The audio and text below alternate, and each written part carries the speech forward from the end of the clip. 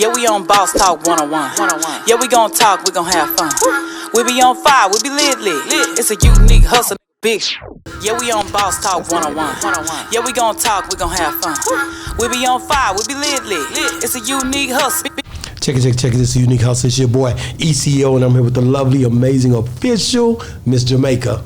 Well, go on, Madam. I want y'all to stop what you're doing right now. Go like, subscribe, follow us from all social media platforms. When I mean all, I mean our Facebook, Instagram, TikTok, Snapchat. You name it, we're on it. Just Google us, Boss Talk Podcast 101. We'll pop up first in line, I guarantee you.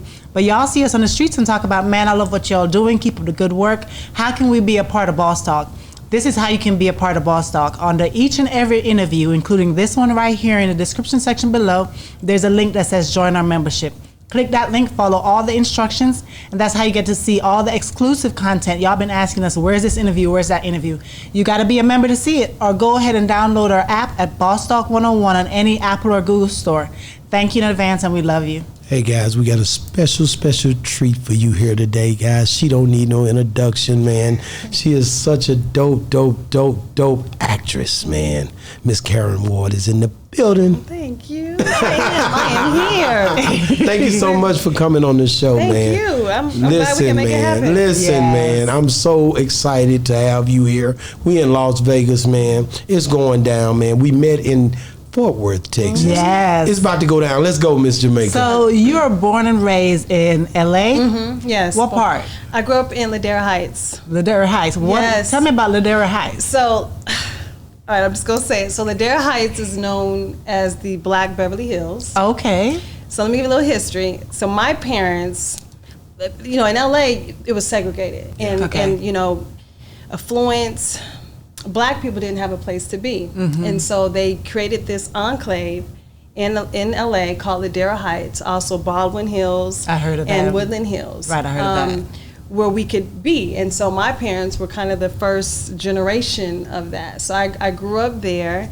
And shout out to Inglewood, because don't get it twisted. Inglewood. Do not get it twisted. Inglewood. Exactly. So, it's all one and the same. It's all love, So your parents are LA natives as well? No, my parents are actually from Chicago, the south side of Chicago. Okay. So they grew up very humble, not with a lot. Okay. But they hustled hard. They were one of the first people to integrate in Chicago schools with black and white integration. My parents are older. My father no longer has a body, so shout out to Michael Ward. He's passed. Wow. But, so how old was he? How long ago was that? This was about 13 years ago. Okay, yeah, that's a long time. Yeah, it's a long time. It feels like a long time, but also feels like just like it was that. Just, yeah. It's what year was it? It was 2013. I lost my dad in 2012. September 21st. Before COVID. Really? Well, COVID was 2012. 2012. 2020. 2020 was COVID. Oh, yeah. I was like, did we have COVID back then? That's what that happened before we got to COVID. Yeah, but that was way before. Yeah. But at any rate, it's just something you never feel that space, right? Mm-hmm, yeah. Because I lost my mom in 1996.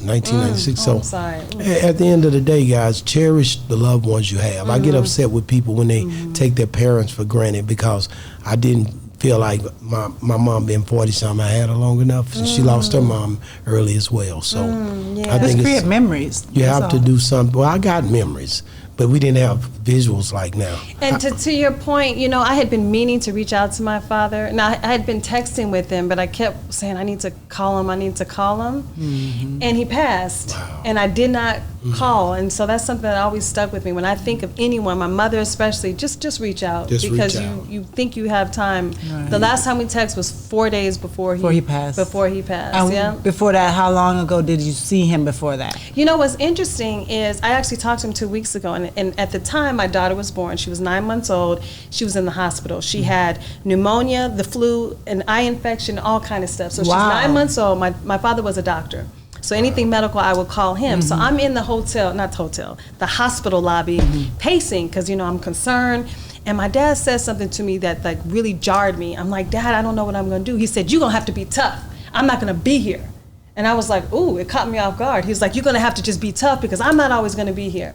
And that was 2 weeks before he passed. And to me, that felt like a message. Like something in him sensed and knew that, you know what, you're going to have to be, which is true. As a parent, you have to be strong for your kids. You have to stand in the gap when you don't know what's going to happen. So it was a beautiful lesson that he gave me, not even knowing that 2 weeks later to that date, he would no longer have a body. So. It's so crazy how sometimes when it takes for us to lose somebody, for us to really sit down and analyze every single thing that they've said to us, to really try to see hidden messages. Yeah. Because if he was still here, you wouldn't have noticed. I wouldn't have noticed that. Yeah. You see what I mean? It literally, because I was like, Dad, da da da da. He was like, you gonna have to get it together, basically. And I was like, ooh.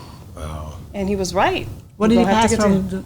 So my father was an oncologist hematologist, which is a cancer specialist and doctor. And he was actually working with patients in New Mexico. He was in Las Cruces, New Mexico. And he wasn't feeling good for several days, but people were driving 15 hours, sometimes a whole day to come see him because he specialized in their particular type of cancer. So he wasn't feeling good. And that particular morning, he woke up, and this is the message my stepmother shared with me, Tiji. He said, I feel really good today, which is ironic. He said this on the day that he was to pass. And so he was treating patients, and he went on his lunch break, and then he fell over, and he died from cardiac arrest. He had a heart attack. I always mess up if it's heart attack or cardiac arrest, because there's What's actually the difference? a distinction. There actually is a difference, and I thought it meant the same thing. No, one of them is electrical. So all you doctor people out here, you could put in the comments. Exactly. I should know this. My father, he's probably turned it over. But anyway, he had a heart attack for all intents and purposes, and they tried to revive him for several hours, and that was it. How old was he? My father was 68. 68. Wow. Yeah. And in today's society, 68 is very young. You know, when we were younger, like, Hey, 68, listen, you old. That guy that just walked out of here is 75. Oh, really? The one that you met downstairs. Yeah, he looks great. That's what I said. He walked like he ain't even, he walked better than us. Exactly. I mean, we're living longer now. We're living longer. So, and you still have your mom? I do. I do still have my mom. My mother is 81. Shout out to Cheryl Ward. Look out, Cheryl. Miss Cheryl? Yes. Miss Cheryl, we got your daughter over here. She's the creator, the writer of The Oath of Manifestation, which is a very powerful tool that my mother wrote. She's a retired attorney. So here's So you a doctor and lawyer's child. So what happened was, I used to always say we were like the Cosby show, but we were the cable version. Like, let's be clear. Matter of fact, not even cable, streaming now, because cable's kind of mild compared to streaming. But so my dad was a doctor, my mother was an attorney, but they did divorce when I was young, when I was 3. Oh, that young? Yeah, okay. I have 2 older brothers who are professors, and so I'm You're kind the of only girl. Yep. Okay. Yes, I have stepsisters. My dad remarried his wife, as I mentioned, and a stepbrother. But I was like the creative black sheep of my family. So why would you say black sheep? Because I love the color black, and I love the symbolism of black sheep. I went against the grain. Like my family really prided itself on academia and school, which I love, but I was a child actor. So my brothers are both tenured professors. Shout out to Jeff and Steven. As I mentioned, my mother's an attorney, my dad's a doctor. So education was very important in our household, and I grew up coming into this world knowing what I was supposed to do. Yeah, really? I landed here. I'm going to date myself, and that's okay because I'm beautiful. Yes, you are. Yes. Own it. Watching the television series Fame, and some of your older people, yes. Wasn't it that's Debbie Allen. Yes, if you want fame, what fame costs, and right here is where you start paying. Hey. I love that song, Fame. We're going to live forever. So this is where I realized the power of the mind and visualization, because I'm all of 6, 7 years old, and I visualized myself on Fame. And at the time, there were no children on Fame whatsoever. Fast forward to now, I'm on the television series Fame, playing Leroy's niece, Tina Johnson. Leroy, you remember the black guy, Leroy? I was little Tina with the big forehead.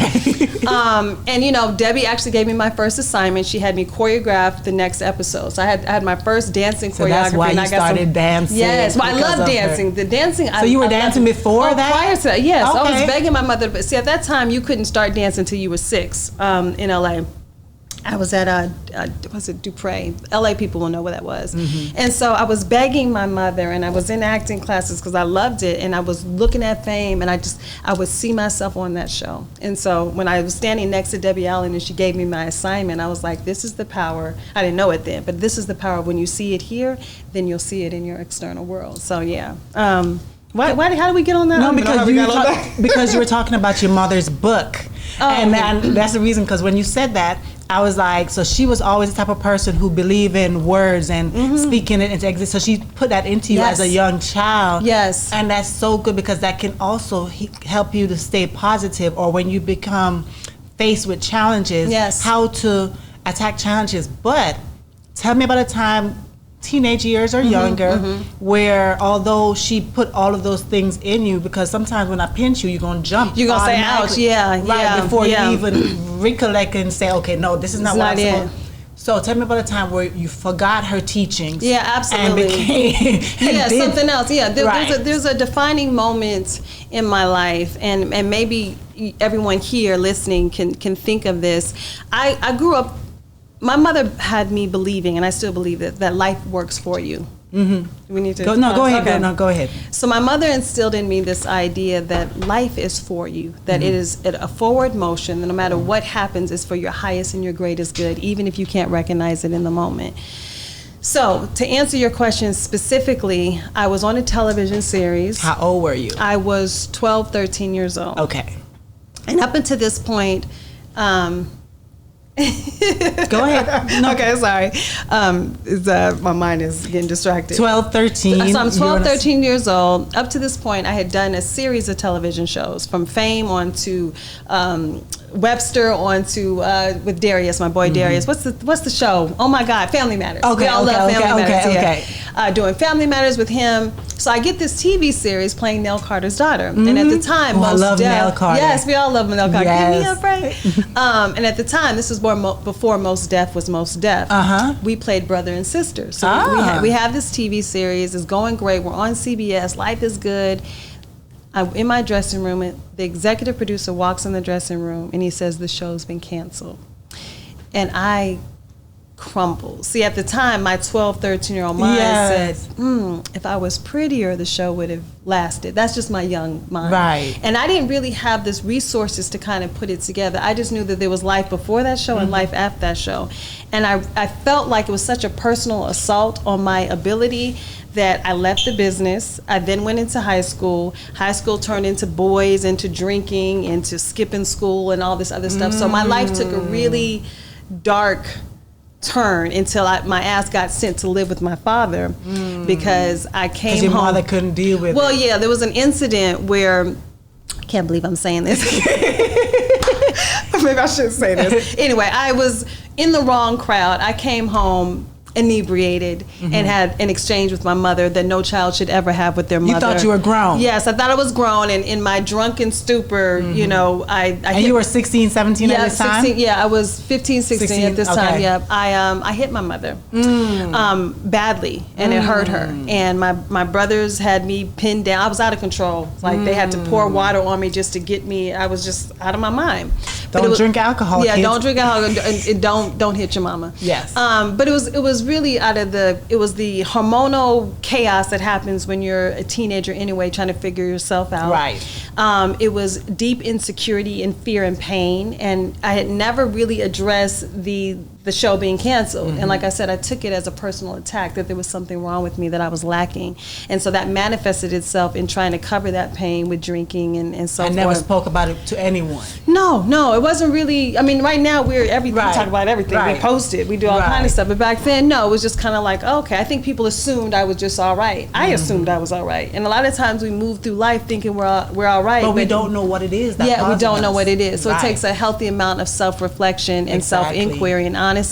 So obviously in hindsight, looking back, but that's how it played out. But the beauty of it is that I did get sent to Lubbock, Texas. I was in a Christian country school. Girl, it was like one mall, one street, one stop sign. I mean, shout out to Lubbock. I love Lubbock. It's a little bigger now, but coming from LA, Texas. It was a real culture shock. So West Texas. My mom calls my dad like, look, what street? Was you on 58th Street? Was you on 8th Avenue D? I was on 19th Street. Come on now. It was called Mansion Row. Let's go. You weren't on the east side. I wasn't on the east side. Stop playing. He knows. Yeah, you know. So at the time, my dad lived in Lubbock, Texas. Okay.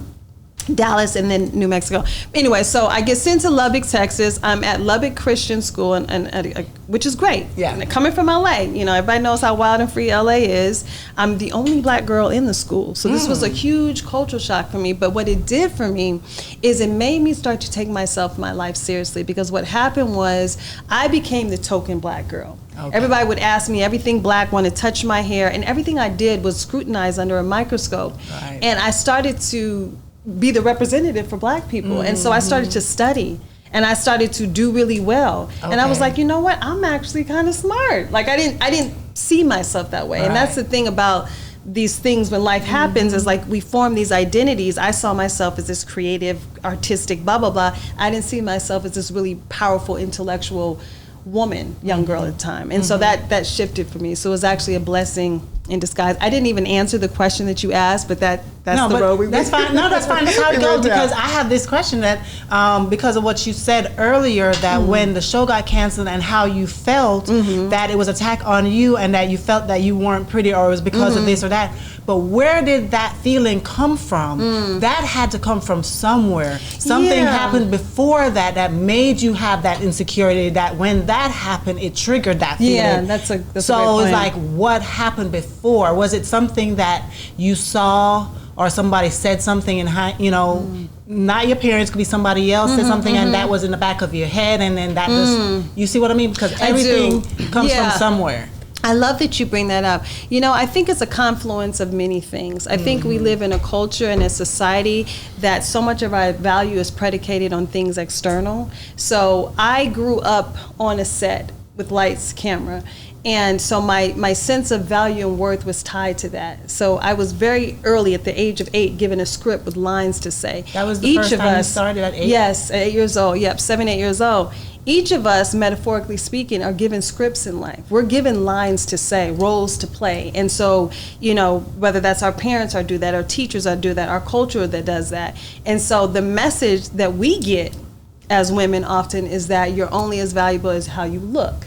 What is very much so part of the culture and the conversation in Hollywood is you're only as valuable as what you can contribute. And so if I'm not contributing as an actor, if that goes away, hence the show is canceled, then I have no value. This is not the truth, but this is the lie. So to answer your question, which is a powerful question, I think so often we get messages about our value, whether it's how our bank account is showing up, what zip code we live in, what our hair texture, our skin, like we get so many external markers that say, oh, you matter or you don't matter. So what I had to do was had to learn to define who I am, to take my own script, rewrite it, and say this is who I am, independent of what my beauty or my culture or Hollywood says that I am. Does that make sense? Yes, that makes sense. But the thing is that I always wonder, because growing up and seeing actors and actresses as a child and everybody looking young, and as I'm getting older now, you know, you still thinking that those people need to look young on camera, but then when you see them, you're like, oh, but I can understand.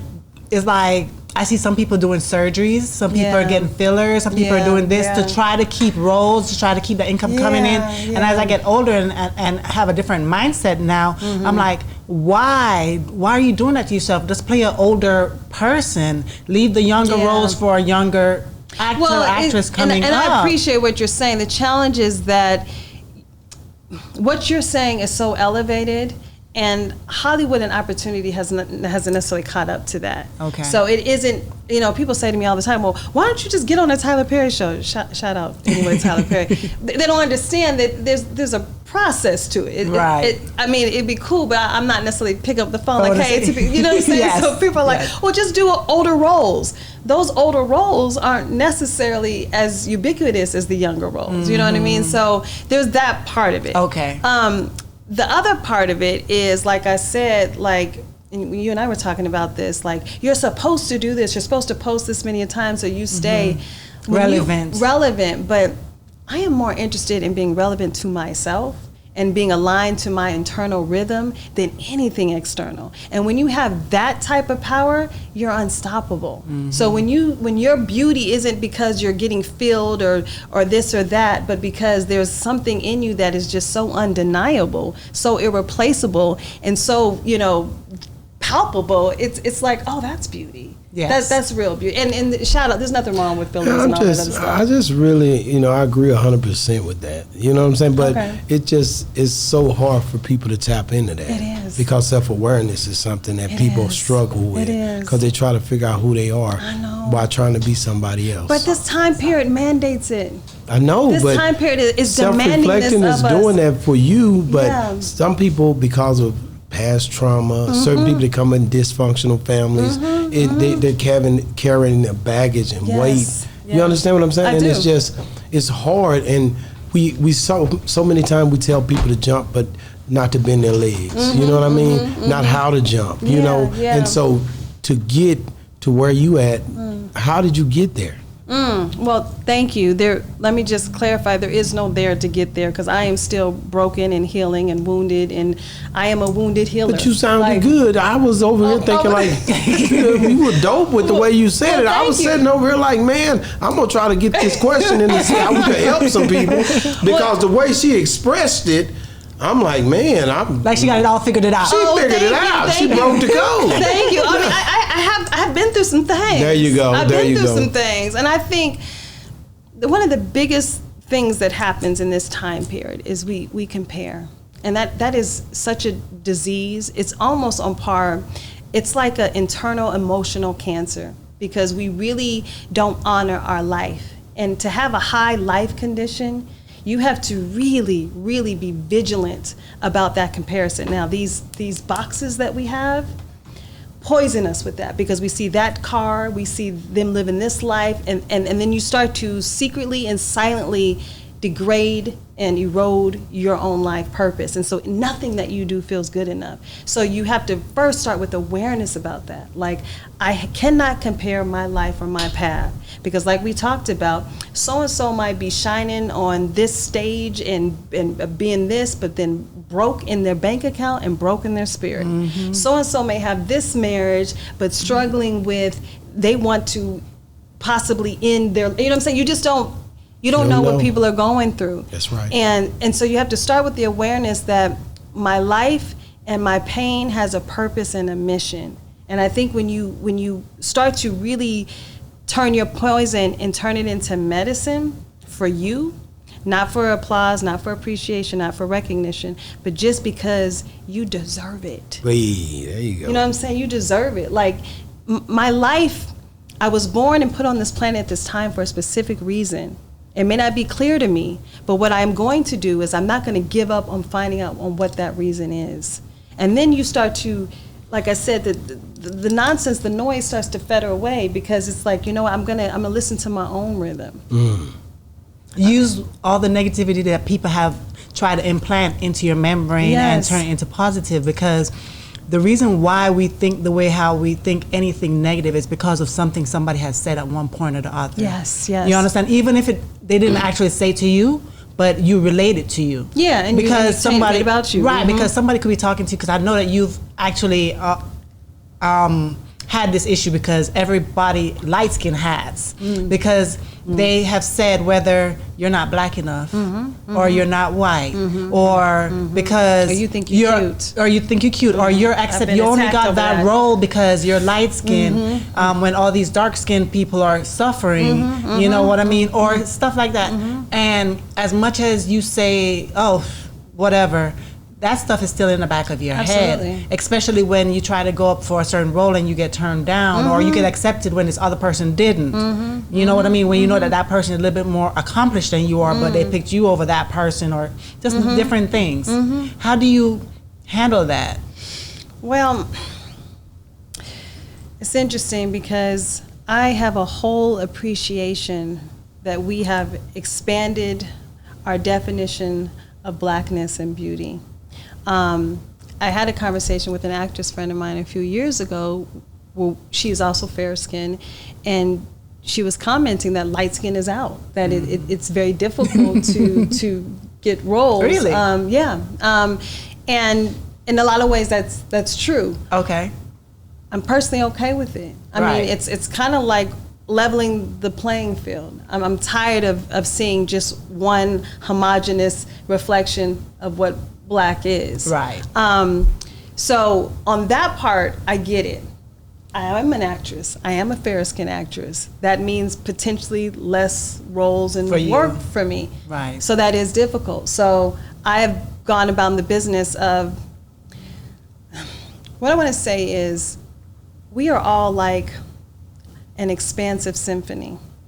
And a lot of times we play just the drum section of our life. But you got the winds, you got the pipes, you got all these other instruments, all these other colors that you don't want to get to the end of your life and realize that I was stuck in the drum section. So I say that to say that yes, I'm an actress, but I'm also a producer, I'm a writer, I'm an entrepreneur. There's so many other things I can do, part of which is creating my own lane, playing my own characters, which is how part of my husband and I created Craig Ross Jr.'s Monogamy, a television series that I'm the executive producer, and we starred in for, I starred in with some other fabulous actors. You guys can look it up, and I don't have to go into that.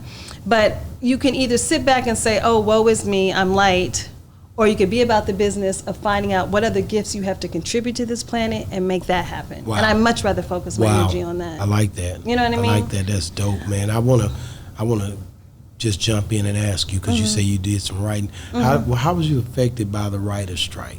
I'm not a WGA writer, so I wasn't affected in that way. I do know people who Explain were. all of the WGA. Sorry. Oh, you said you right. Listen, you said you right. I jumped right on the writer's strike. No, I love it. I don't know no better. Break these down to our audience too, because we all they don't know. They ain't gonna say they don't know. Though. They not like me. Right. So you'll speak for them. So there is the Writers Guild of America and the Screen Actors Guild of America and the Directors Guild of America. So these are wonderful organizations that work to protect those that are in it. So the writers are protected under the Writers Guild.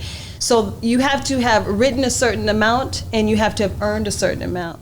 So I have not qualified for that. Okay. Doesn't lessen what I've done. Yeah, as of yet. And it's okay. It's not even necessarily a goal of mine. You don't have to. Like there are actors who aren't in Screen Actors Guild, which is great because then they can do all these non-union projects. You have to be in the union in order to continue to work. And because I don't necessarily plan to make my living as a writer, I wouldn't even want to be in the Writers Guild. So, but the point of your question, what I loved behind your question was how are you affected when it feels like external situations are holding you down? And I feel like that's the deeper question that's probably applicable to everybody. Like, how do you move when life is on your neck? Like that's really what it's about. And that's where I created Lights, Camera, Manifest, because I really wanted to have a portal where people could take their life energy, take their gifts, take their talents, take their voice, and re-script it. Wow. Rewrite it. Like, okay, you can't go this way.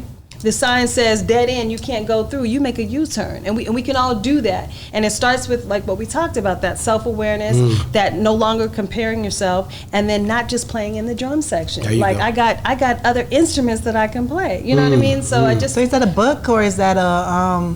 You said you created, right? Oh, Lights, Camera, Manifest is my online platform. Okay. It's for creative. I live at the intersection of storytelling, spirituality, and self-leadership. And so it's really for entrepreneurs, creatives, for people to come inside. I run all kind of challenges where you can, you know, we have these neural pathways in our brain, and it's like a well-driven street. When you think a certain thought over and over again, you lay down that pathway in your brain. So a lot of times we got to disrupt that. You got to say, no, this is what I used to think, but I'm going to choose to think this. I can't see how it's going to work out, but I know that it can. If it can happen for that person, then it can happen for this. If you spot it, you got it. You know what I mean? It takes practice, though. It does. Because that's how you create a habit. You can say you're going to change it, and you do it today, but if you don't do it tomorrow, the next day, it's not going to become a habit. You're going to go right back to what you used to do. Right, and you do it again.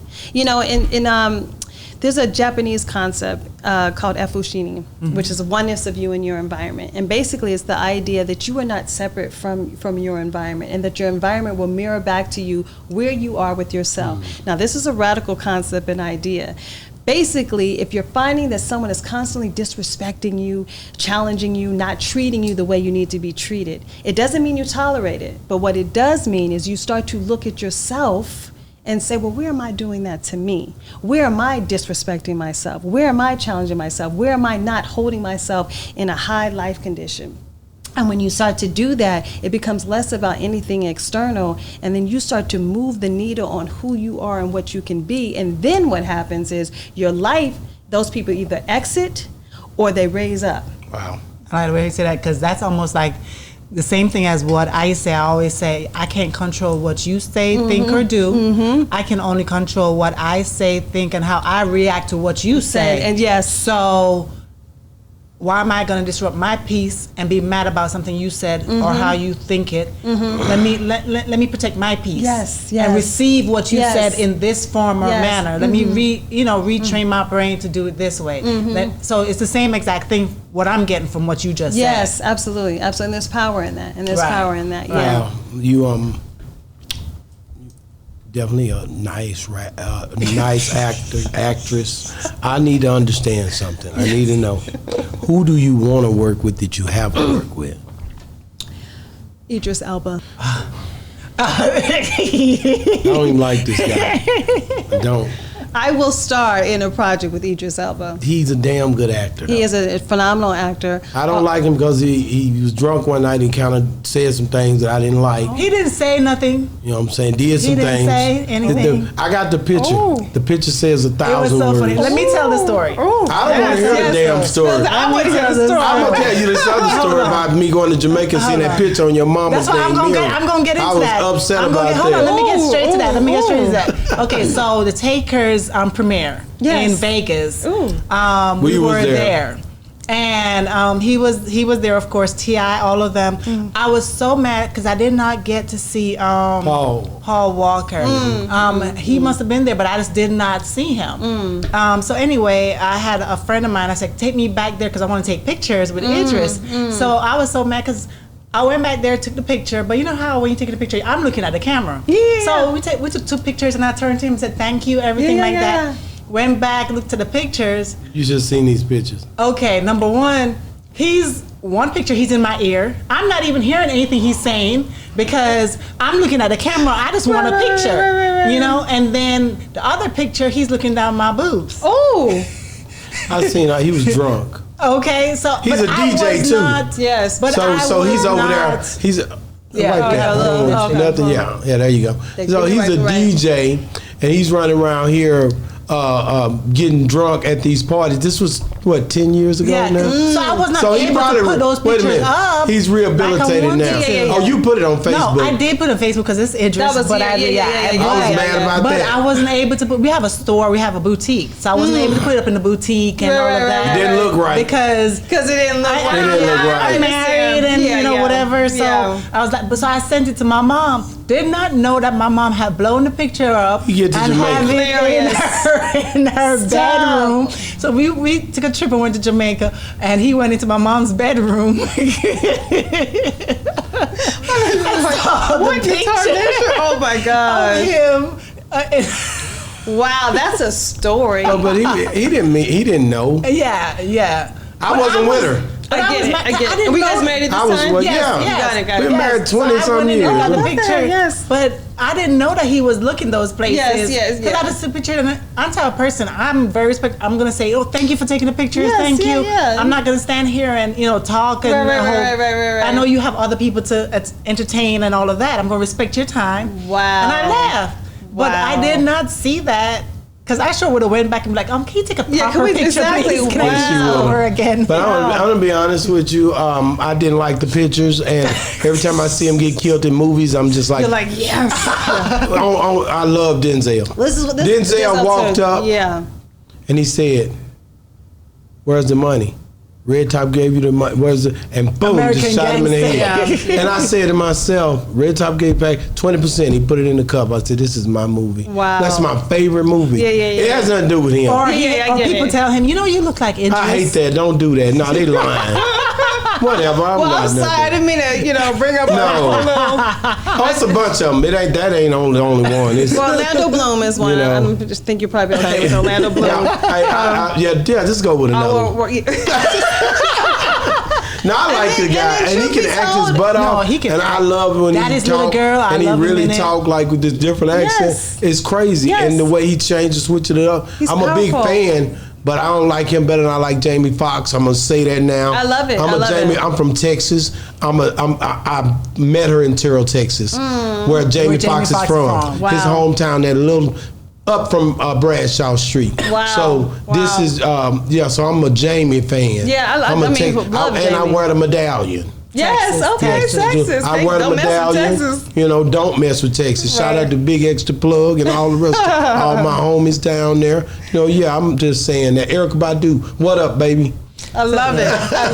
I gotta ask this question because I was watching an interview with Kirk Franklin the other day. Yeah, shout out to Kurt, another Texas guy. Yeah. Fort Worth. Yeah. Where I met you. He mentioned a topic that I know a lot of people suffer from, and when I say that, you have a lot of people in this industry, entertainment industry, that people look at and think that, they've made it. They're making a lot of money, and because they're driving these nice cars and have this big house and doing all of that, and in movies are making so many songs, so they have to be making money. They're performing, and I hear these entertainers come on and say, "No, I was broke during that time. I was living paycheck to paycheck. I was." Buying all these expensive stuff to portray this image, but in my mind, I'm like, why do you have to portray this image? When I look on, and I'm sorry, and I'm from Jamaica, so I don't normally do this black and white thing, but being in America is like everything is black and white. Yes, but I get it. Do other actors of other races do this? Or is it only us who do this to ourselves? Because I don't see other actors who are portraying this image and wearing all of these big clothes and doing all of this, see what I mean? Yeah. To portray this image. Yeah. Why are we doing that and portraying this to our kids and making them feel like, oh yeah, we've made it, when not telling the truth and showing that, okay, living within our means. Yeah. That's such a nuanced and complex question. That's a great question. And have you ever done that? There's so many layers to it, because I think, if we're honest, the world doesn't pay attention and stand up for broke. You know what I mean? It doesn't necessarily applaud authenticity and vulnerability. Matter of fact, you'll be dragged through the mud, and no one wants to see how you're struggling. I mean, the Kardashians are amazing because they are wish fulfillment for a lot of people, meaning that they live a life that we fantasize about. And that's just kind of the nature of a capitalistic Western consciousness. And so there's that. No one wants to see the broken, even though that may be true. Now, to your point, I think we are entering a season where, and this is why it's so important to align with your own internal rhythm, where you're not about the optics of looking good, but actually feeling good. And that's when we talked about last time I post, like, I'm not interested in posting just to make noise. I don't want to contribute to noise. I value my peace, and I want to bring forth peace. And I think that we've got to create an environment where it's okay not to have it all together. But that's a multi-tiered, multi-layered effect. And it's not so much that people are trying to put on airs, but we are in a business that demands that. I mean, I as an actress showing up on the red carpet, there's an outfit, there's hair, there's makeup. Can you imagine if I just whatever, and then that got photographed? Can you imagine what the blogs would be saying? Right. They're not going to say, "Oh, look at her and her humanity and her beauty." They're going to say, "What happened to her? What happened to this actor? Or he fell off?" You know what I mean? And then it's cyclical, because then it plays into, well, you're not hot anymore. So now when producers are making decisions, it's like, oh, we're not going with this person because did you see her red carpet? You see what I'm saying? So it's a whole system. So it plays into you getting that job. Exactly. And so, to some extent, all of us have to play that game.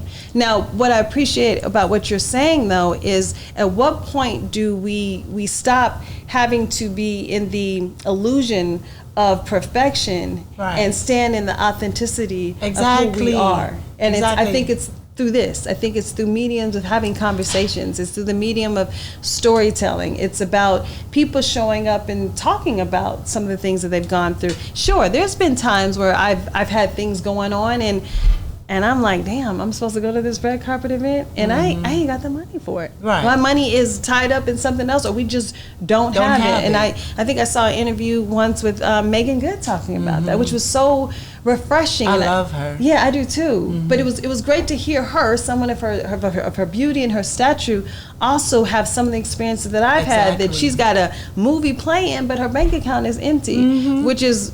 And I've gone through that, and which is why I learned a long time ago that my value cannot be in anything external. Like it has to come from within me. Like you will make yourself sick, broke, and broken trying to keep up with the Joneses and what other people perceive of you. Like I'm more interested in how am I living? Did I go to bed tonight feeling like I'm in alignment with my own internal rhythm? Right. Or did I showboat and try to be, something for someone else? And they ain't even thinking about you. Everybody's thinking about their own shit. You know what I mean? Because I never thought about, I think about social media. I think about the public. I never really think about you doing this to make sure that you can get this next job coming up, that they can see you and so forth. I'm thinking about how the children, how the people who are looking up to you, you know what I mean? Yeah. And then also not going to go get this $10 million house when you know that you can't afford this $10 million house. Go get you a $1 million house. Yeah. Because your paycheck can't afford that. Exactly. And you don't know what other jobs might come up. Like, I love you bringing that into the conversation. Why? Yeah, because that is so powerful, because we value our worth on our dollar sign and the perception of how much money we have. And so the idea is, if I can show on social media this house or this car, then I must be good enough. It really is it's a disease of not enoughness, in my opinion. Like, and we all are participants in it to some degree. And I think there's got to be safety and acceptance in living below your means, of having less than. But then it goes back to that comparison that we talked about. be real. When will realness be the in thing? Yeah. You understand what I mean? When would that be okay? Still hire me because I am good at what I do. Yeah. You know what I mean? I feel the role that you just wrote and will play this part amazingly. Not because of where I live and how I'm dressed and so forth. And we're becoming into a social media era where negative press is also good press, because at least they're talking about you. Exactly. So if you know how to spin certain things, they'll still hire you, because the fact of the matter is they're still talking about you. Yeah. You understand what I mean? As those who are trained actors who have a high reverence and regard for the craft and the art and the science of acting, I have witnessed the shift from, it's less about your ability as an actor and more about your sociability. Like, how many followers do you have? So a lot. How many people are going to watch you? How many people are going to buy you? Exactly. Which is interesting, because it doesn't necessarily translate into that. I mean, you can have 1 million followers as an influencer, but if you can't really convey the depth and the richness and the nuance and the texture of what it is to bring a character forth and move people in the audience, it doesn't matter. But because people are risk averse, and this is a business, it's show business, and people want to have numbers are metrics, and if this person has 675,000 followers and this person has 10, they're going to bet on this. So yeah, it's a nasty, ugly game. And going back to what you were talking about earlier, there's certain things you cannot control. So what I can control is how I'm showing up for myself, how I'm choosing to show up on social media, and am I living in balance and in my internal rhythm. That's the only thing I can say, because at the end of the day, that's all I got. That's true. How do you advise these, I won't just say young girls, because females out here who are living in this day and time, dealing with so much and have to still figure out mental health, because you are a wife, you are a mother, you're an actress, you wear a lot of hats, and then at the same time, I remember when I first got married and started having kids, I picked up the phone and I called my mom and said, "Mom, I don't know how you did this." Yes, exactly. And find time for you. Exactly, yeah. You know what I mean? Yeah, because at the end of the day, that's why I see and I hear so many men say, oh my God, I'm tired of coming home and see my wife just looking tore up in a bonnet all day, and she doesn't dress up for me, and she doesn't this and she doesn't that, because she's tired after she's taking care of kids and taking care of her home and then taking care of you, to try to look nice for you, you know, to try to do this for you, you know, and then try to have a sane mind. It's draining. It's draining. It's but a lot. It's a lot. I realize as a woman, you have to do this, especially if you want to keep your husband. Right. You know what I mean? Yeah. You know, keep him happy. I'm not always just saying keep him like he's going to leave, because if he's devoted to you, he's going to stay regardless. Yeah. But you have to try to keep him happy. Yeah. And by that, you have to keep yourself happy at the same time. Because learning how to not always do everything for everybody else, but learn how to do it for you yourself, too. yeah. How do you do that as a woman, a wife, and mother? Yeah, that's tricky. It's I like to think of things as harmony as opposed to balance, because balance means that they're equal, they're balanced, and what you described is not balance. You're not going to necessarily be able to do all things equally the same. But what you can do, harmony is a symmetry. There's an elegance to it. It means that things are all working in accordance with each other. So maybe this has 20%, maybe this has 50, maybe this has 5. But it's like, you know, when you're eating on a plate, you have each portion up, and you're feeding yourself mentally, emotionally, spiritually, physically. And so I kind of break up my life that way. And I don't necessarily get it right, but that's my intention. I do want to piggyback to what you talk about with young women now, because this is something that's very near and dear to me, and that I impress upon my daughters, is this sense of class and elegance, which I think is missing from the conversation right now. That we have created a culture and environment where it is celebrated and expected to kind of let it all hang out, and I mean all hang out. And that is okay. I'm not here to judge that. I don't want to sit up here on a soapbox and say this is better. All I want to do is expand the conversation, say let's have that, but let's also celebrate a sense of modesty, a sense of refinement and secrecy, like keeping some things private, meaning your body parts, keeping your goals and your vision private. Let's bring back the sacred art of journaling. I'm really big on scripting. That's what Lights, Camera, Manifest is about. It's about writing out your reality as you choose to see it. So there's this idea that this is my current reality, but this is what I can be. So right now I'm not making X amount, but I can be. And letting those internal, invisible things be beautiful. Not the cars, not the social media, not the hanging out at the club, but like, how did I feed and nurture my body today by having some blueberries, by having water, by having flax seeds and chia seeds? How did I self-talk today? How did I nurture my vision, my dreams, and my goals today? How did I take a risk today and apply for a job or give a speech? Whatever that is for you, like normalizing elegance and class in the context of your little box, not for show for everyone else. Does that make sense? It does. And for each their own, because then like for me, I will turn that into, and I don't do this all the time, but I always say I need to, because I'm the type of person where, say example, working out. I know I want to work out every day, but sometimes, you know, you're like, I want to go me too. today, whatever. But I'm the type of person, I'm that drill sergeant. So I will prefer to, if I call a friend and say, hey, let's go work out. It's not that I need somebody to come with me, but by me pushing somebody else, it pushes me. It makes me accountable for that person. So I'm not going to miss a day because I know you're dependent on me. Exactly. You know what I mean? That's awesome. That's what I mean. You're setting yourself up. Right.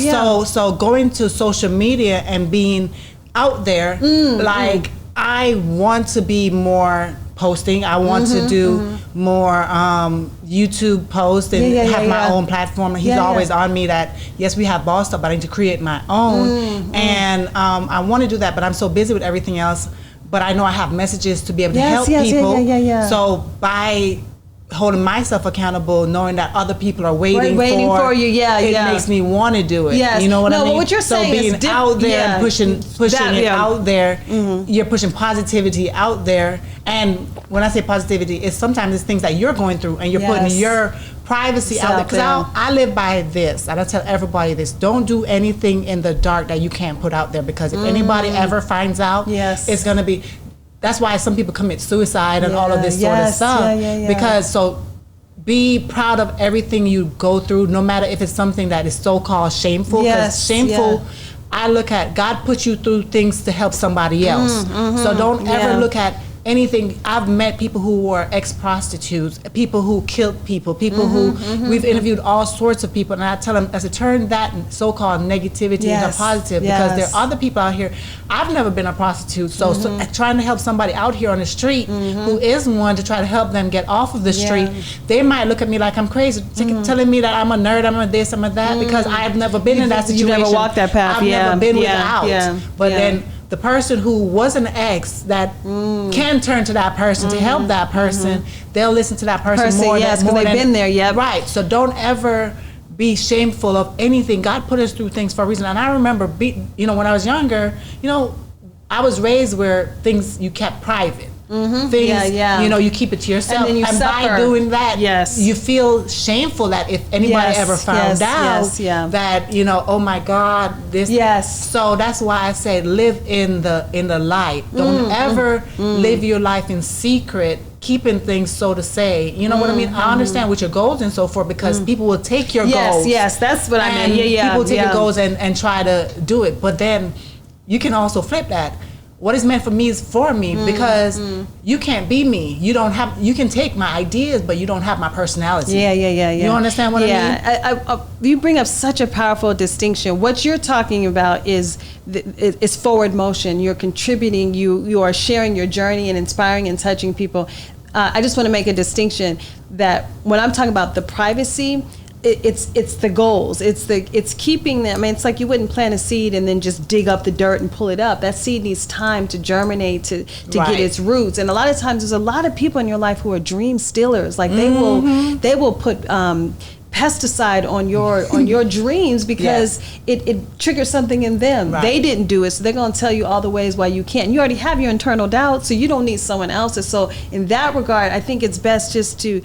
I sit on things. I let the roots go deep before I start to announce it. And I think it's important for the purpose of this conversation that people have that distinction. But I love what you're saying. We only heal and transform by sharing stories and hearing other people who have gone through it. So I think there's tremendous value in that. I just want to clarify that in terms of like when I'm talking about modesty, it's and going on social media and just splattering all over the place, as opposed to being maybe just a little more intentional and mindful, like what you were saying. You're sharing your journey, you're inspiring people, you're letting people know what you're going through. And I think there's beauty in that. Yes, that's why I love the era that we're in. I love podcasting, I love social media. Yes, you have the negative side of it, but there's so much positive that has come from, filming and putting things out, because back in the days when you saw celebrities on TV, they were just on TV or in magazines. They were so untouchable. And everybody looked up to them in such a form where they put them on a pedestal. And I remember doing all that, and then now hearing people in interviews or seeing them on not only TV but on people's podcasts, I'm like, oh, they can get on their podcast. I might get on my podcast. Or I might you know what I mean? It's not just they're not. And then hearing and meeting some of these people, you're like, they're just like you and me. They're just down to earth. And that's what's so beautiful about what you're doing.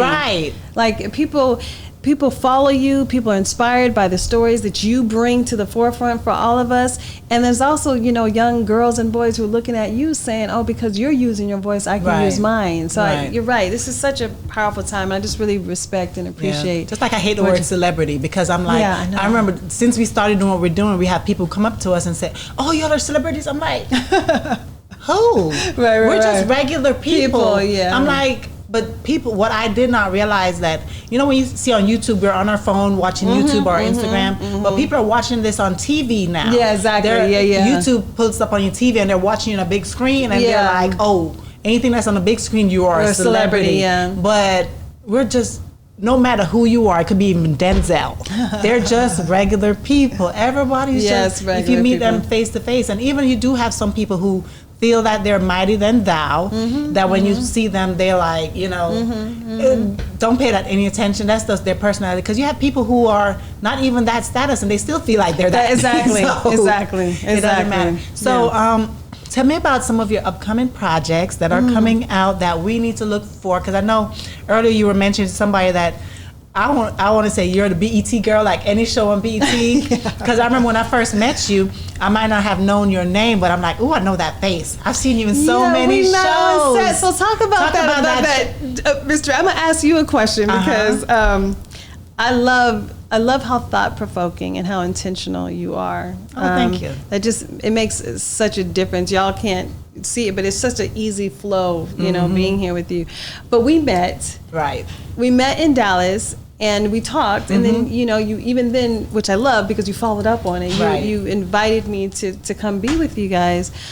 So what were your thoughts? Because you saw the scene, when we were filming. So tell me about your thought. I'm curious to see your perspective. I was very excited because that was my first time on a movie set ever. Never been on a movie set, and the seeing how much work it takes and how many scenes you have to take of the same exact. Put the coffee cup down. Right. Let's do this again. Let's get more coffee. Let's get another cup. Right. I mean, just to say, let's turn this way. Let's get from this angle. And watching it, I made sense out of it, and I knew exactly the reason why they had to take from different angles because of what we do. Because we have multiple cameras on you right now, but this camera might be bad at this moment, or that angle, you looking this way, you looking that way. I might like you better from this way, moment when you said this. So I see why they have to take all of these different cuts, because when they're putting it all together, they might say, oh no, let's use camera one because such and such. So because of the business I'm in, I could make sense out of certain things. But just seeing how long days that you do just for, you would think that it would take one day to do this part, but it can take multiple days to do that. It's a lot of work. Because I've always heard that sometimes it takes months to film. It does. But I love M. Legend Brown. He is amazing, and I've always watched his movies before I even knew that it was him even doing those movies. Because I love Christian movies. For the main fact that I always tell people, be careful of what you feed your soul, whether be the songs you listen to, your Instagram feed, and it might not affect everybody, because I remember when first reality TV shows came out, everybody was watching reality TV shows, no matter how godly or Christian or whatever you feel that you are, everybody turned it on at one point or the other.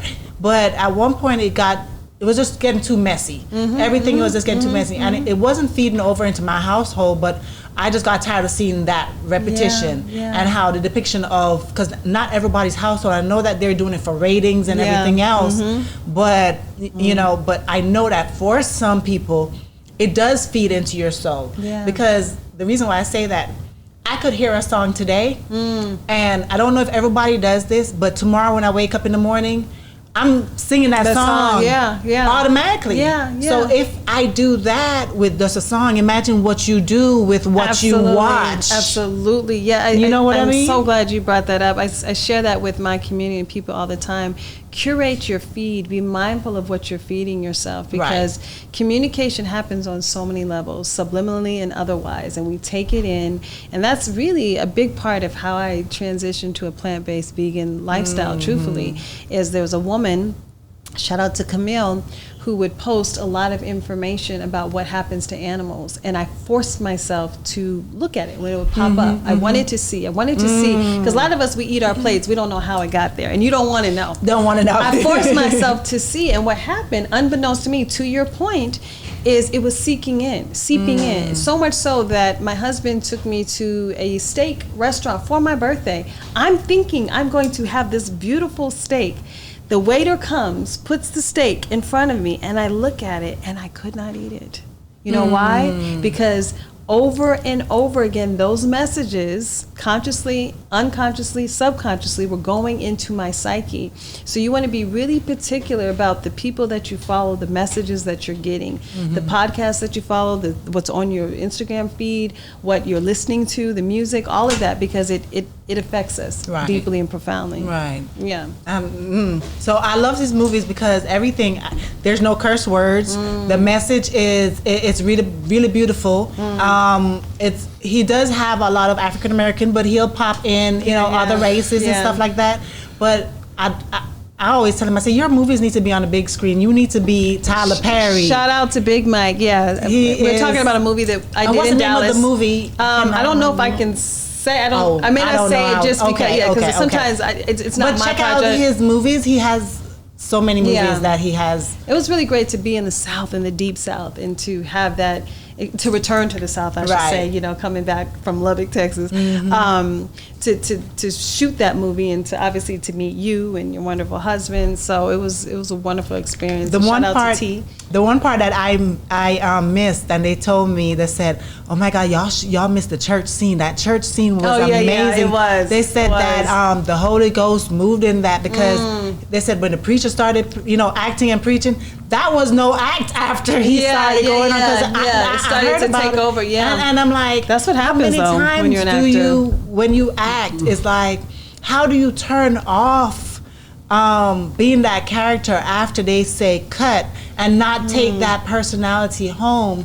And do you also be very selective of the roles that you take on, because you can take that person home and cuss your husband out and not mean to cuss him out. Exactly. It's I'm a method actress, right? And what that means is I really embody the texture, the taste, the sound, the feel, the nuance of what a character is experiencing, and I feel deeply. That's one of my superpowers and one of my curses. I feel maybe deeper than many. And so when I take on a character, just because a director yells cut, it doesn't leave you. And any actor, those of us who are really trained and understand, it won't leave you because it's you're living it, you're breathing it.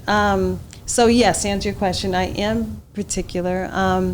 I was shooting a television series, and it was difficult. It was a woman who was sex trafficked and had a lot of sexual violence and abuse. So that was challenging to kind of release that energy out of my body. But I'm a storyteller. I'm a conduit. I am a vessel. And so the point is for me to move out the way so that I can allow whatever information needs to come through to touch the heart, mind, and soul of people who are going to be watching it. So my job is just to get out the way, and then I have a whole ritual that I do to kind of cleanse and purify myself and release it and let it go. But I wouldn't let that stop me. My job is to be here to be an open space for it to come through. How were you able to absorb that character, being that you've never been sexually trafficked before? Oh, how do you know I haven't been trafficked? I see. I was opening. Where do we go? I was opening that up to say, oh, yes or no. No, but not to make light of it. Well, but nowadays they turn sex trafficking into something else, meaning everybody's real touchy about it. Meaning if I am online and I met this girl who lives in another state, and I say, hey, I'll pay for you to come over here, and they're turning something like that into sex trafficking. And how we know sex trafficking is I'm going over here to Mexico from wherever and putting all these girls in these trucks and trafficking them, blindfolding them. So it's a different type of sex trafficking they're turning into nowadays. What I look for in anything that I do is I look for what is there, not what isn't. Okay. So perhaps I wasn't sex trafficked in that way, but I do have experiences of sexual violation or exploitation in my life, whether that was, being a teenager, having sex with someone that didn't necessarily honor me, or whatever that may have looked like. Right. And so I draw from that. When I played Sensore in Monogamy, she's one of the characters who, it's a very visceral scene where she was beat up sexually, black and blue, bruised. and it was a dark, deep place that I had to go to. So I excavate my own pain, my own wounds, where I may not have been physically beat up sexually, but I certainly have been emotionally beat up, as we all have. We all have trauma. We all have painful. And you pull that out. And I pull that out to tell the truth of that. And I think that when we start to look at, I like to look at life on a symbolic and metaphoric level. So you may not be sex trafficked, but where are you exploited, or where are you exploiting? You know what I mean? Where are you trafficking other things in your life that are harmful, that denigrate you, that don't honor you? So that's kind of the perspective how I think cinematically and I think symbolically. Is there any icon out there? Because I would think that if I was an actress, I think the pinnacle of my career would be to act and honor an icon and portray them in a biopic of them. Who you can't would play, you think? Cicely Tyson because you're too light skinned. We already know who's gonna play Cicely Tyson because she looked just like her. I can't remember her name. I've always wanted to portray Sade. You could do it. I can see that. You could do that. Bro, you could do that. I have that on my page. Bro, now that's real, bro. You look just like her. Right. Or Maya. She's too young. People talk about. She's too young though, right? There's two. Eartha Kitt, especially as a dancer, and we That's both right. have dark eyes. I That's love right. Eartha Kitt. So I would love to be Eartha. And I honor and revere Ruby Dee. Yeah, those are dope. Yeah, that's dope. Yeah, because there's so many people out here who have not had those films, and I'm always like, these are great people in society. Why do people have to die first before they actually try to? Biggie said it. Nobody till somebody kills you. Wow. No. You a hip hop girl like that, for real? Oh, I'm old school though. No. I'm Jungle Brothers. I'm like that. Really? EPMD, really Rakim. Don't say EPMD on. That's my dog. And Eric being Rakim. Oh, really? Okay, so now we can talk. Yeah. That's crazy. But you can't say that without saying LL. Oh, for sure. Oh my God. For sure. LL he is the dopest. I'm gonna bring you to Step to Sonic. I'm gonna bring you to Sonic AFRICA, Force. She don't know what Angola, you doing. Soweto, What Zimbabwe. you know about that? I have two older brothers. Okay? Tripping. Oh yeah, girl, I'll house you. What? I mean, They were cool, but I'm a Houdini guy. Yeah, I feel you. Actually, Oh, come on. I mean, Big Daddy Kane. I mean, we got Rakim. Oh, we got Grand Poobah. We got. Look, this girl. We got, oh my She God! is I just can't like my believe daughters, I ain't was she? raised like a. Oh gosh, what is him? Gangstar. Yeah. Yeah, you just all. Your mind is gone. My mind is gone. I really like the way you carried this the conversations in this interview. Like I'm very, very like, man. I'm like, wow. Thank like you. really handling your business over here. Like your dad'd be proud of you. That's what I think about. Thank you. You know what I'm saying? That's the most important thing. Gonna make me cry. No, it's true. Like I can tell that. The way, growing up with a mother and father in the household is so important. People don't realize that. A lot of times, even though, or building that relationship and bond, that's even more important because you can grow up in there and don't even like them. Yeah. I think I got a couple of them myself. Right. You know what I'm saying? They cool with you, but they not really with you like that. And they probably talk better about you when you gone or when you did. Or just when you ain't around.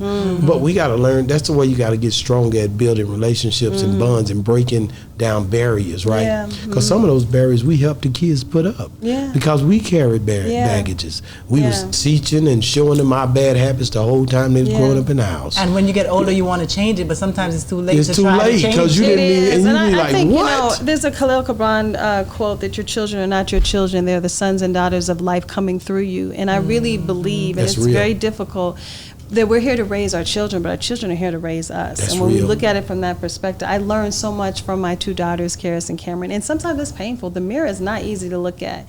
And I think that's the thing with life. Like if you can really look in the mirror and look in those dark, dank, dirty spots that don't feel good, that pain, that trauma, then you can heal and transform, and you can turn poison into medicine. Come on, I talked to Little Romeo last night, and I told him, I said, man, Little Romeo, man, I've been wanting to meet you. That was my first time meeting him. And I said, man, but your daddy, I said, I believe he see a lot of the God in you, and it helps change him. You know what I mean? Because the kids, from the mouth of babes, the Bible say, it don't matter.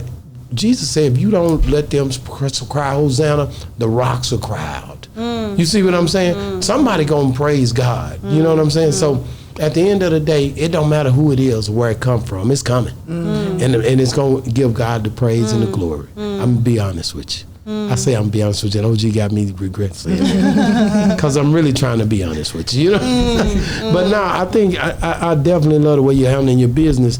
Did y'all talk about my boy? Not yet. Oh, Go let's ahead. get to it because we got to talk about him, man. Columbus Short. Columbus Short is my partner. Like, yes, I just talked to him the other day. Shout and out. Faison, but Columbus, both of them two right there, them my guys. When Yeah. it come to You this, acted in when the it come to game this, with Yes. and you guys done been in different things together, man. Let's Yeah. talk about some of those things and shine a light on what it is to work with him. Yeah. and because he's a method actor as He well. was the He first is. one He that told is. me the method actor. So yeah, when that's my when boy, you was yeah. explaining it to me, I say, So oh, you he got already it, put yeah, me up on that. So Yeah. I have the great honor and joy of playing his wife in a television series called Mind Your Business. Wow. It's a comedy. Columbus is hilarious. What's great about him is he's so soulful, and I'm Okay. soulful. So deep recognizes deep. Right. And it's ran by Bentley Kyle Evans, who was our showrunner. Dope. And it was just such a fun experience. We were really family, and even to this day, like I said, I just talked to Columbus on the phone the other Wow, day, that's dope. and we're both dancers, so there's that, and it's just like when your life is the instrument, and someone lives their life that way, you just connect. I forgot you like Yeah. that. He loved dance. Yeah. Can you still dance like you used to? Yes. Yes. I love I may it. not be kicking as high, but yes, Debbie Allen would be proud. And you know what? You asked me. I'm going to say this. So I'm going to say it on record. I'm going to put it out there. I desire to star in a project with Tyler Perry. Really? But yeah, that has not happened It for can me. happen. Yeah. So Well, you get Speak down. it into existence. yes, I'm No, but speaking you of this is for me and for him because That's it's a right. blessing for me, but I'll bless him So too. you want to be on a show with him, not him Yeah. directing the show, but actually act with him. Both, yes. Executive producing, co-producing with him, and starring alongside him. But yeah, that's an experience that I'd like What to is have. it about him that makes you want to do that? You know what? There's something internal that has to shift so dynamically and so powerfully to have the level of success, access, and penetration that he's had. And I love that. Whether you are a fan of his work or not, something in him had to really transform and transmute his pain and his trauma to have the footprint that he has on this earth. Right. Because long after we are gone, his name is going to be Exactly. said and studied. And he's done so much for yes, us. Yes, and for that I have a tremendous amount of respect. Like I love when people take poison and turn it into medicine. And I know the type of actor that I am, and I want to leave this earth knowing that I had shared that experience with a man of his caliber and with a woman of my stature. Wow. So What there would it you- is. What would you say though? Because I've heard, and this mainly comes from males who say that he does great work, but most of his films depict male in almost a negative way. You know, like why don't he? And when I watch his film, I see that, but I see how he does both. You'll show Elise. She ended up with Malcolm. I call him Malcolm because his name is not Right, Malcolm. right. Malcolm at the end, and they got married, and Yeah. So yes, she went through an abusive relationship, but it ended up still a happy ending. Yeah. So it's not that in life you have bad men, you have Yes, good men. yeah. So it's not like he's just down on all men and and uplifting all women. Yeah. But a lot of men feel that when Feel they're that, yeah. watching his movies, that there's no balance. Balance, and it's tough. And I think a big part of that is systemic, meaning that it's a cultural thing. We don't have enough Tyler Perry's. Not to say that he can be duplicated, because obviously he's one of one. Right. But we don't have enough of our stories. Like we don't have a plethora, because we fixate on one, kind of like how I mentioned I was the only black girl in Lubbock. So I got all the questions. Everything black came to me because Right. there was no other representation. And so I think what you're identifying correctly is this sense that we are wanting him to fill all things in all ways, which is simply not impossible, simply not possible. Nor is it fair. The other thing that I think he does do, which I think is beautiful, is that he creates the sinner and the saint and the saint and the sinner, meaning there is good in all of us, and we all have the capacity to turn that good into evil. It's the yin and the yang in the Asian symbol. Right. It's the light and the dark. It's the up and the down. It's so above, so below. It's the aspect that there is good in you, and there's also a part of you that could be not so good, as in me and everyone else here listening. So he brings the humanity, and I think we have placed sometimes an unfair burden and responsibility for him to reflect the kaleidoscope of that humanity when no one person simply cannot do that. Did that answer your question? I hear you. You're not feeling it though. You're like, there's some good in here. I'm just saying, he's got a lot of different things. I'm a man. So I get to give my opinion. Yes, and I want to hear your opinion. And I'm just a regular guy. Mm-hmm. From a place like Lubbock, if you want to be real. So I'm watching and I'm a consumer. Yeah, I can see Go that. ahead. So yeah, tell me more, because I don't understand what that is. He does. I mean, I don't think he can be a lot of things because that part of his life wasn't affected in that way. Yeah. You know what I'm saying? When you look at, was it John Singleton? Different people, they have different ways they do different things. Yeah. Different life experiences come to the screen. Yeah. So I agree with you in the fact that he can't be those things. He could never be. That's Because not his he's never walk. ever So you're telling me those- that writers only write things that they experience? Yeah, subconsciously. Yeah, I mean, you're right, and but we, like, your podcast is beautiful, and you both are doing it from your perspective. That's right. Someone could say, well, why aren't they doing? Because that ain't your walk. Oh no, or somebody your told me to ministry. put her off of here. Right. Like certain people have a thing that they want, and some dudes be like, keep on there, Exactly. But So, everybody's going through their own thing yeah. subconsciously. You only know what you're taught, and then in order for you to totally surrender to God and give your life over like that, you have to let everything go, and it's so hard doing that when you don't want to feel empty, so your flesh needs that feeding, right? So you go right back to depending on certain things that you were dependent on before. Well, to your point, he has said that he tells stories from his life, from his perspective, and that's all. Oh No, keep going. Okay, Keep going. Your cameras are that's all any of us can do. It doesn't mean that we can't be aware of how that impact may be for a brother, for a black man. I don't know. I don't move through the earth in a black man's body.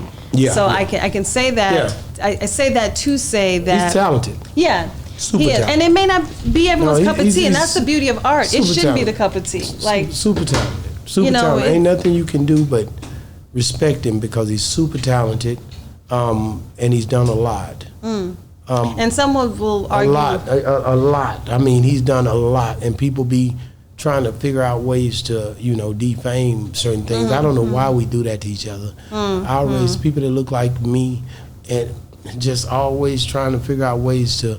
And I will speak on him if it's something I don't like, because everything's opinionated and subjective. So Yeah. I can say what I want to say. But at the end of the day, you cannot take nothing away from what he's accomplished and what he's done. That's my point. Whether you like and resonate, and it may not be my jam, but you can't take away.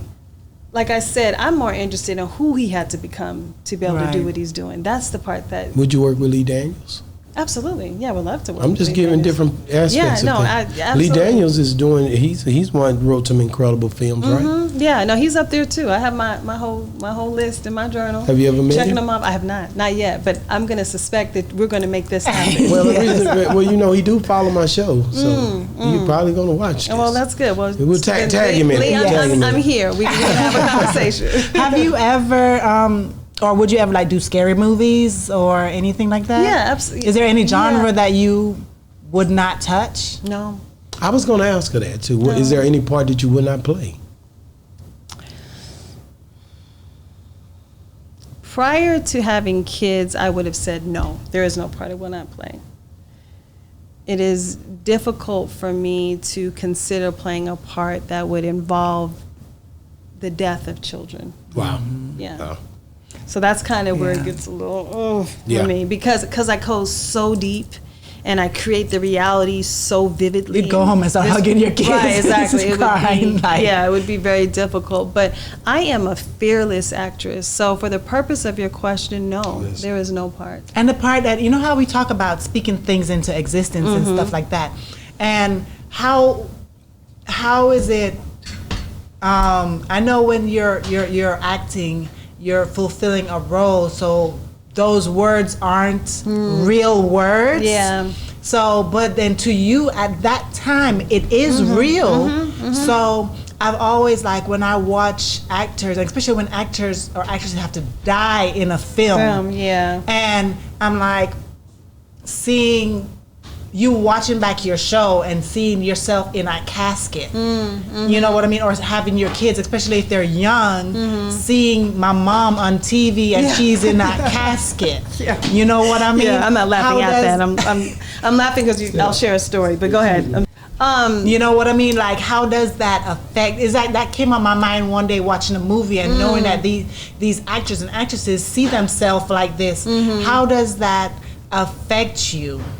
Good question. So the thing that most don't realize is when you're doing death scenes or love scenes, it is so mechanical and technical, and there's nothing to it. Like, it doesn't necessarily, at least for me, I'll speak for myself, it doesn't affect me in the way that you think. Now, I have not yet done a role where I see myself dead or in a casket, because that would be a little like, ooh. Yeah. But it's so, I mean, we live in the imaginary realm. It's so make-believe. You just kind of, I mean, you know that that's not it. The hardest part, which I actually don't have a problem with, are doing love scenes.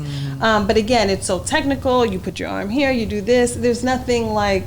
And you say that, but yet a lot of these marriages, Hollywood marriages, are built off of them working together in a love scene. You understand what I mean? And then they get involved and married, or you know, whatever. Angelina Jolie, Brad Pitt. Well, you spend a lot of time together, so it's easy to feel like you've built up this affinity and connection, and then, you know, that doesn't necessarily translate as you leave that environment.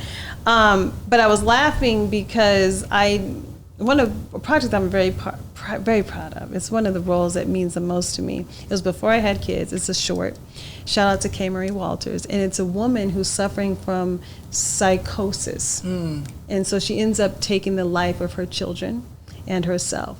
And I had to do a lot of research because, like I said, I wasn't a mother then.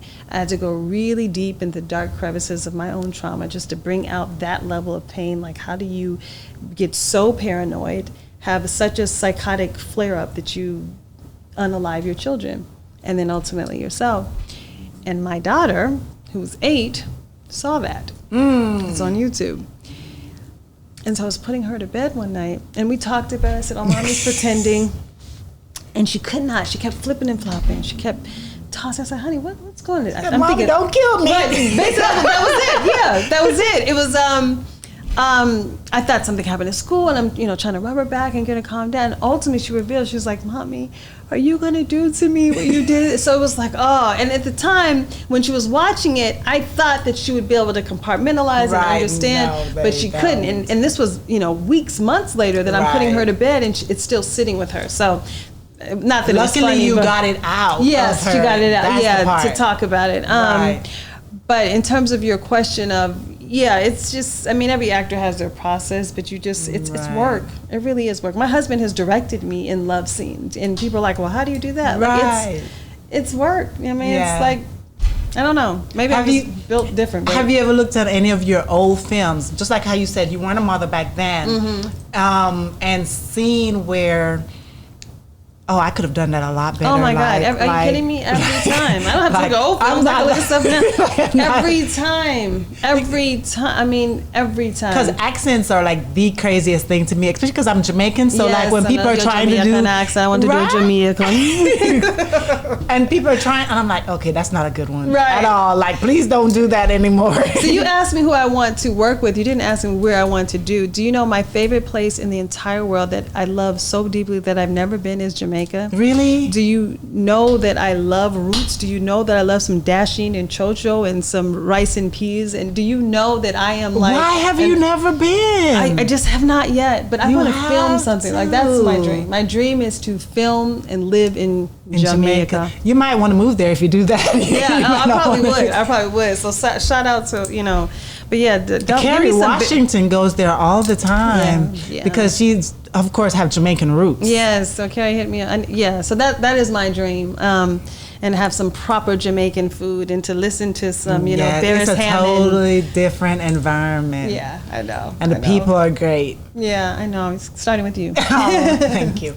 No, but I know with talking to you, we can go on forever. There's so many different parts of what you have been doing. You have done so much. And you're still so young. Yeah, we'll go with that. But I am young. I'm young in spirit for sure. Do you see where in the film industry things have been changing so much where back then it was like all the big screen movies was the in thing? And I'm not saying that people are not doing big screen movies anymore, but people have been shifting. I think after COVID, it became a thing where everybody is all about Netflix and BTS, but more Netflix and Tubi and those type of YouTube. People are watching films on those right now. Absolutely. It's not going to the movies anymore. No, I mean, I still love the movies. I think it'll always be there, but there's definitely a huge shift in terms of who we are as people and how we're relating to each other. I mean, these little boxes and TV series are more in than movies. Because do you notice that? TV series allow you to really go deep and to explore the character and the history and the nuance and the texture and all the juiciness. But you have to wait. Yes, for the next episode. But you love it. I mean, it keeps you there. And so, I mean, in terms of changing, my husband and I, you know, we have fans from Craig Ross Jr.'s Monogamy who still to this day, I get DMs almost on the daily about, please, when is the show coming back? Which it isn't. We weren't renewed for season 4, but we have pivoted and we are, there's, you know, AI is a whole thing. People have a certain thing about it. It is. But, and I like to harness the wave of what's coming. I don't let fear stop me. I'm going to let fearlessness inspire and pull me forward. My godfather used to saying, pain will push you until the vision pulls you. So a lot of times we're pushed by pain until something greater pulls us. And so right now we're having growing pains with AI. And you know, there's some real legitimate concerns. So I don't want to minimize that. There's some real ethical and sociological and political concerns with AI. And there's a real opportunity to really ride this wave and let it usher us into our next fullest expression, which is what I fundamentally believe about life. I think all things work together for our good to bring us to our next level, even when it doesn't seem or feel like it in the moment. And that's how I'm declaring and choosing to put this particular time period in perspective. Wow. Is there, I have one last question. One last question. Is there any movies that you have watched in the past that, you know how they end these movies where you know that there's a part 2 coming later on? Yeah. But the part 2 never came. But the movie was so good that you're like, ugh, why didn't they do it? Can you name me one movie that you feel like they should have had a part 2 came out already and they would have made so much money? So I'm going to do you one better. I'm going to answer this in a way you probably aren't expecting. Okay. If it's that good, I don't want a part 2. Let it be. Let it be. I don't want a part 2. But how they ended it, though. Yeah, but see, there's something beautiful in that. It's kind of like art. Like you look at a painting and you could see one thing, you're going to see something, I'm going to see something. So when you end it like that, I get to have my own interpretation experience forever with that. When you come with the part 2 that didn't match up to part 1 to begin with, now the shit is just messed up. Remember how we talked about earlier, we were having a very deep conversation about you want to remember people? Right. So it's that type of concept. I want to remember it in the beauty and the gift of what it was, not of what it could be. Like, no, that don't work. No, there's certain movies that I was like what? What's yours? Oh my God, I watched that movie the other day, and every time I watch it, I'm like, where's the next part? Because I love action movies. Oh, nice. But I do love romance. Yeah. The funny thing is, you know, opposites attract. He loves comedy. I love that. I watch comedy, but I'm not a comedy. girl, yeah. I love action, right? Got it. But 50 Shades of Grey. They did not finish because the book had way more. Yeah. But because of, whatever, they didn't bring out the rest, and I wanted to know the rest. 50 Shades of Boss Talk. Do your own version. It's looking like he is like, what's happening? He was not into that movie like that, whatever. Right. All the females were okay, what's next? Yeah. We were invested in her and his relationship, the journey. And it wasn't all about just the freaky stuff. It was the journey and everything of the movie. So I can appreciate that. I can. You know what I mean? Yeah. Wow. I just want to say thank you for coming on the show. How can people get a hold of you if they're trying to reach out? Thank you for having me. So it is. All of my socials are the same, and it's Caryn With a Y.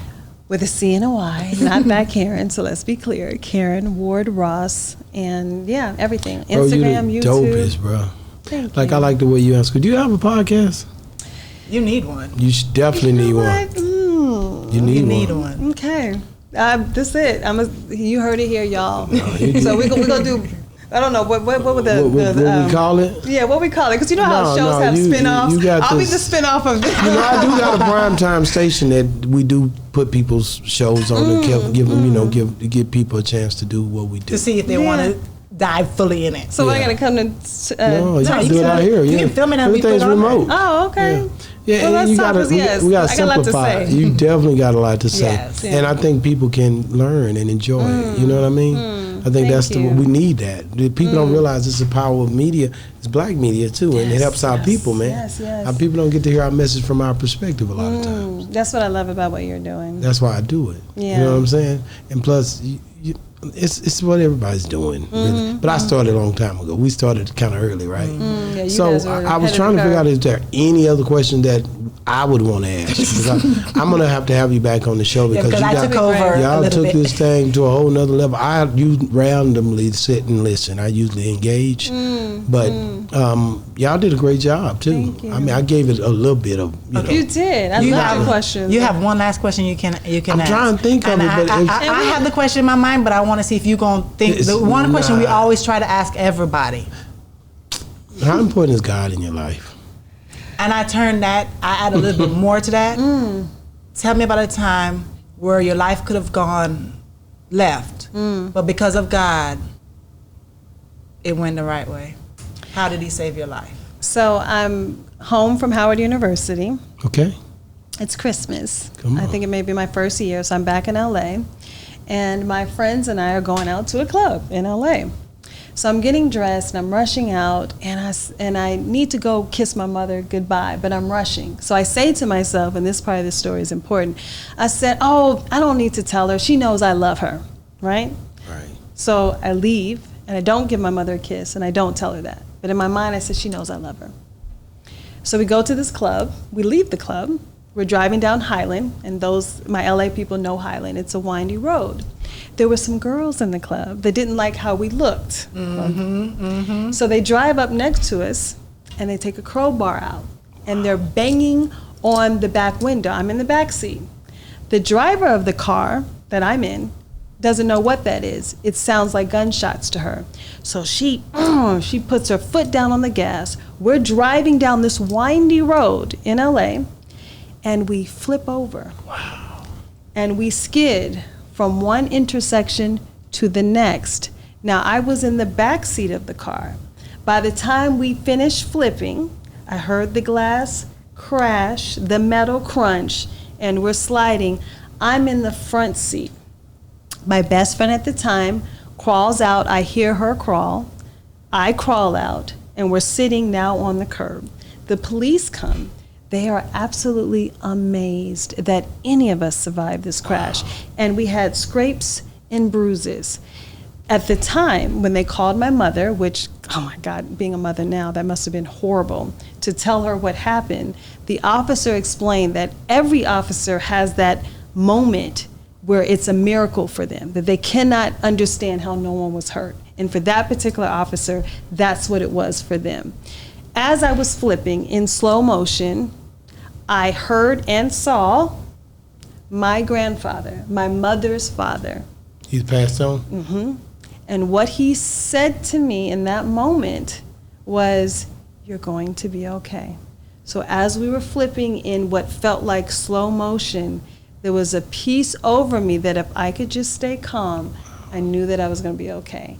And that for me is when I knew without a shadow of a doubt that God is absolutely real. Wow, thank you. You answered that so eloquently. Love it. I loved it. It was so deep too, because everybody. Man, I know, listen. almost made me cry. What? I know felt that's it. right, man. Oh, I'm sorry. I have to say this last part. So, what I got from that is I don't leave the house without saying, I love you. I don't say, oh, they know. I don't leave the house without saying I love you. That's a great But thing. you know what? I'd be lying if I didn't say this. I have done that to my husband. We have been pissed at each other, and I've done that. I would be phony if I didn't say that there aren't times Oh, it's where I'm tough. so upset Yeah. that I don't. But I will say that my heart and my intention is to do that. To do So, that. That's a yeah. great way to leave home, and it's a Yeah. great habit to form. I always Yeah, it tell- is, yeah. I tell my kids all the time. I said, You tomorrow tell is your not kids promised. that you ain't telling me you love I- me when you walk out. I know. the I'm talking. I tell them tomorrow is I not need to get promised. that I love so you. make I sure. wanna do that. Don't I always come to you and give you a kiss Every day. And let me every tell you day. something. I love it, yes. He'll walk out the house and head out. And what do? I stop you and say, baby, come on. You didn't give me a kiss. See, Come here. exactly. Yeah. And Exactly. then that same look, he give me that same look and walk over like a big kid. Because you just don't know. You don't know the God last is time good somebody walks out of that house. all the time. All the time. God is good. I just want to say thank you for coming on the show again. Thank you. And if you ever want to come back, now that you've been on the show, because when I first met you, always so many people around the food, I wasn't out to eat that food. No, Because she was I She couldn't- was I so couldn't- I at couldn't work. eat She was it. at work. I couldn't eat Right, 'cause it. she couldn't eat it. No, I'm just talking about how you was just chilling, but your spirit was so good. I'm about to another great segment Thank you. of Boss Talk 101. Caryn Ward, thank you. Thank you. And Karen Ward Ross. I just have to put the Ross in there. Don't do the Ross thing. my husband The was other one like, gets a tripping. Boss Talk 101, what a bosses talk. And we out. Yeah, we on Boss Talk 101. Yeah, we gon' talk, we gon' have fun. We be on fire, we be lit. It's a unique hustle, big